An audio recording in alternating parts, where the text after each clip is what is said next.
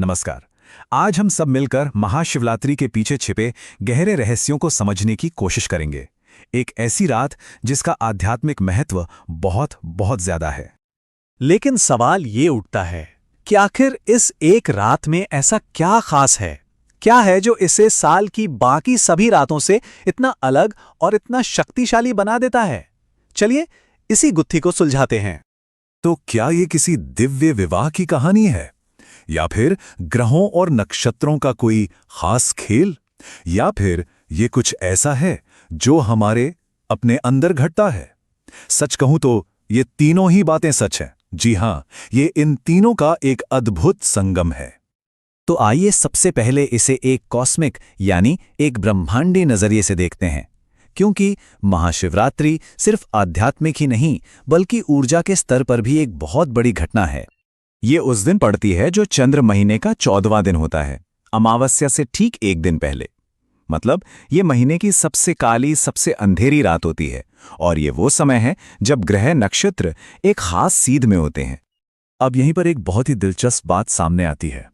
ऐसा माना जाता है कि इस खास रात में उत्तरी गोलार्ध में हमारे अंदर की ऊर्जा, जो जीवन शक्ति है, वो प्राकृतिक रूप से ऊपर की ओर उठती है।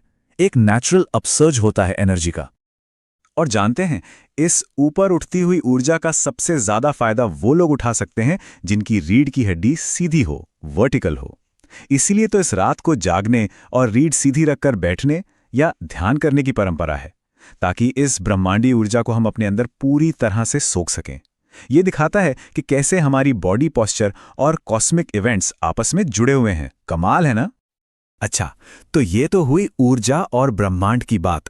पर इस रात को जो चीज असल में दिल के करीब लाती हैं, वो हैं इससे जुड़ी कहानियां। पौराणिक कथाएं हमें बताती हैं कि ये रात इतनी शक्तिशाली क्यों है, क्योंकि ये रात एक दिव्य मिलन की रात थी। ये एक ऐसी प्रेम कहानी है जो युगों युगों तक फैली है। इसकी शुरुआत होती है सती के आत्मदाह और शिव के गहरे शोक से, और इसका अंत होता है पार्वती के कठोर तप के बाद शिव शक्ति के उस पुनर्मिलन से, जिसने पूरे ब्रह्मांड को फिर से संतुलन में ला दिया। पर रुकिए, ये कोई आम शादी नहीं थी, और शिव की बारात तो बिल्कुल भी आम नहीं थी। शिव, जो हर परंपरा से परे हैं, उनकी बारात भी वैसी ही निराली थी। चलिए अब जरा इस बारात की पहेली को समझते हैं, क्योंकि शिव को अगर समझना है तो उनके प्रतीकों को समझना बहुत जरूरी है, और उनके विवाह में तो ये प्रतीकवाद अपने चरम पर था। तो समझने वाली बात यह है कि शिव के रूप का हर हिस्सा एक गहरा संदेश देता है। उनके वाहन नंदी धर्म के प्रतीक हैं। गले में लिपटे सर्प काल यानी मृत्यु की याद दिलाते हैं, ताकि हम जीवन की सच्चाई को समझें। शरीर पर लगी भस्म वैराग्य का प्रतीक है, और उनकी बारात में शामिल भूत प्रेत और गण, वो ये दिखाते हैं कि शिव की नजर में कोई ऊंच नीच, अच्छा बुरा नहीं है। वो सभी के स्वामी हैं।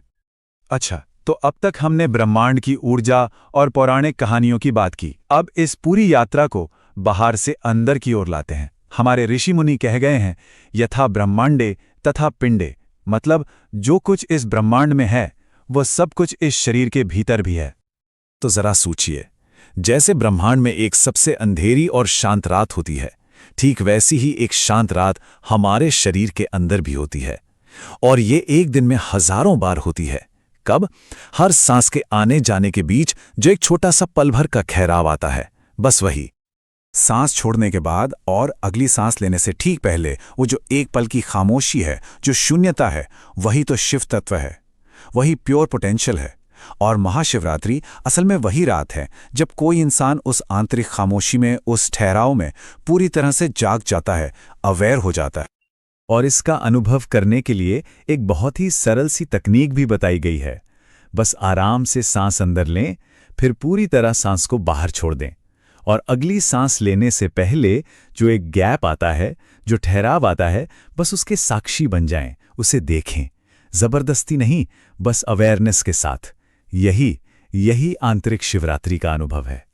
तो कुल मिला के बात यह है कि महाशिवरात्रि सिर्फ बाहर मनाने वाला कोई त्योहार नहीं है, बल्कि ये अपने ही भीतर महसूस किया जाने वाला एक गहरा अनुभव है। जिस रात कोई अपने भीतर की उस शून्यता का साक्षी बन जाता है, असल में वही महाशिवरात्रि है।